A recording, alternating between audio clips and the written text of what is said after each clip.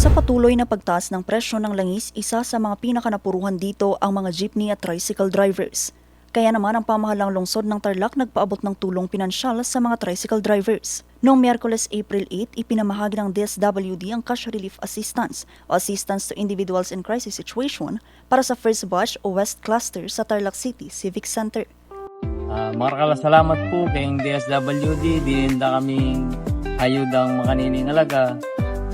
At kang Mayor Susanya po, salamat mo rin po, Mayor. Malaking tulong po para sa amin itong mga tricycle driver, itong financial assistance po namin na fuel subsidy. Layunin itong maibsan ang mabigat na gastusin ng mga tricycle driver na umaasa sa araw-araw na biyahe. Hindi po madali ang dinadaanan natin ngayon. Pero maski wala pang plano noon, naisip ko na. Kung hindi mabibigay ang national government, ang city government tutulong sa inyo. Inaasahan naman ang anunsyo para sa mga susunod na batch na sakop ng iba pang clusters.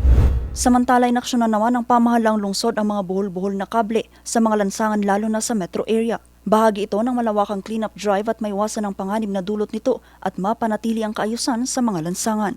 Katuwang sa aksyong ito ang City General Services Office, Public Order and Safety Office, City Engineering's Office at City Planning and Development Office. Pinalalakas naman ang kakayahan ng mga maliliit na negosyo sa lungsod sa pagharap sa iba't ibang hamon sa digital age. Ito'y sa isinagawang Financial Education at Digital Literacy for MSMEs sa Tarlac City Hall. Dito binigyang diin ang tamang pamamahala ng pananalapi at paggamit ng digital tools para sa paglago ng negosyo. Pinangasiwaan ito ng Bangko Sentral ng Pilipinas, Department of Trade and Industry, kasama ang pamahalang lungsod. Sa larangan naman ng palakasan, nakiisang Tarlac City sa pagbubukas ng CL Raamit 2026 sa Baler, Aurora.